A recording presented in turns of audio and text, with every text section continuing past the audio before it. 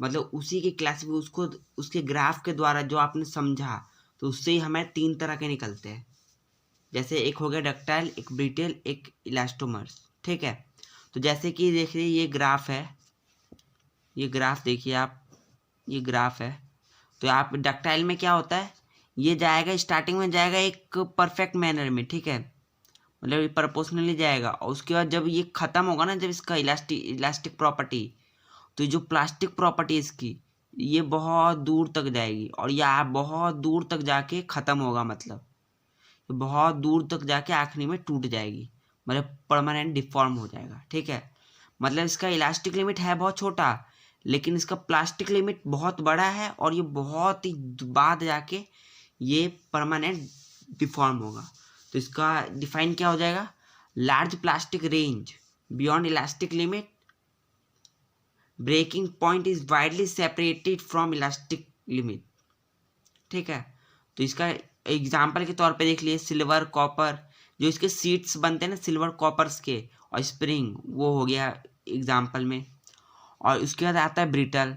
Brittle में क्या होता है, इसमें स्मॉल प्लास्टिक रेंज होता है, मतलब इसमें छोटा, बहुत छोटा प्लास्टिक लिमिट होता है, इसके उल्टा ही होता है। जैसे डक्टाइल में बहुत बड़ा प्लास्टिक लिमिट है, ये प्लास्टिक लिमिट है बहुत बड़ा, तो वैसे ही इसमें छोटा होगा। जैसे ये देखिए ग्राफ में, ये यहाँ जा रहा है, ये जा रहा है इलास्टिक लिमिट, ठीक है, और प्लास्टिक लिमिट सिर्फ यहीं पे आके ख़त्म हो जाएगा, मतलब यहीं पे जाके ख़त्म, यहाँ पे परमानेंट डिफॉर्म, मतलब तुरंत टूट जाएगा। जैसे कि ग्लास हो गया, ये कास्ट आयरन हो गया, जैसे हल्का सा बैंड होगा उसके बाद तुरंत ही टूट जाएगा, और ग्लास हो गया हल्का सा बैंड होगा और तुरंत टूट जाएगा, तो उसे कहते हैं ब्रिटल। और उसके बाद आता है इलास्टोमर्स। इलास्टोमर्स क्या आता है, stress strain relation is not straight line in elastic limit. इसके ये रहता है इलास्टिक रीजन में बहुत दूर तक है, इसकी इलास्टिक लिमिट बहुत दूर तक है।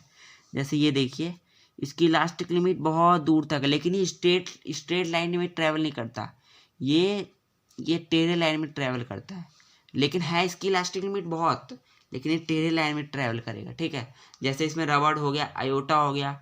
अयोटा हमारे हार्ट में रहता है, जो कि ब्लड सप्लाई करता है, ठीक है, आर्टरी में। कुछ इंपॉर्टेंट पॉइंट्स भी है, जैसे पहले ये देखिए, elastic vacuum, the property of N elastic body by virtue of which its behavior becomes less elastic under the action repeated alternately deforming force।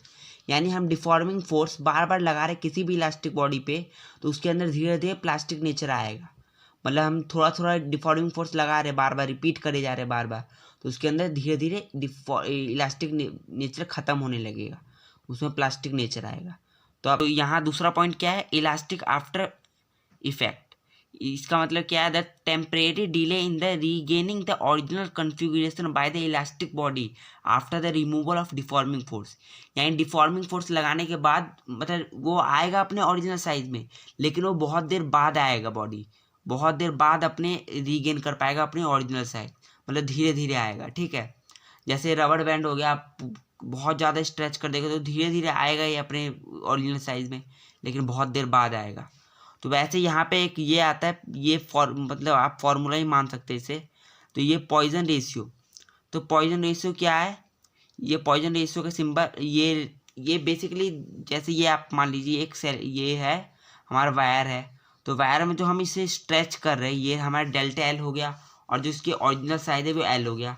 जब हम इसे स्ट्रेच करेंगे तो इसकी एरिया भी इसका कम होगा, मतलब रेडियस इसका छोटा होगा, डिक्रीज होगा। जब ये इंक्रीज होगा तो ये डिक्रीज होगा, और जब ये डिक्रीज होगा तो ये इंक्रीज होगा, मतलब समझ रहे, ये बढ़ेगा तो ये घटेगा, और ये घटेगा तो ये बढ़ेगा। ठीक है, तो यहाँ में हमने कहते इसे स्ट्रेच किया है अभी, तो हमारा लेटरली स्ट्रेन अपॉन में लॉन्गिट्यूडिनल स्ट्रेन होगा। ठीक है, तो इसका फॉर्मूला क्या आ जाएगा, ये जो हमारा जो ओरिजिनल साइज है उसको हम आर से डिनोट कर रहे हैं, और ये जो हमारा चेंज हुआ है उसको डेल्टा आर से, तो लेकिन इसमें डिक्रीज हुआ है तो हमने माइनस किया, माइनस डेल्टा आर अपॉन में आर का मतलब रेडियस। ठीक है, तो इसका हो जाएगा फॉर्मूला क्या, माइनस डेल्टा आर अपॉन में डेल्टा एल अपॉन में एल। ठीक है, लॉन्गिट्यूडिनल स्ट्रेन का फॉर्मूला।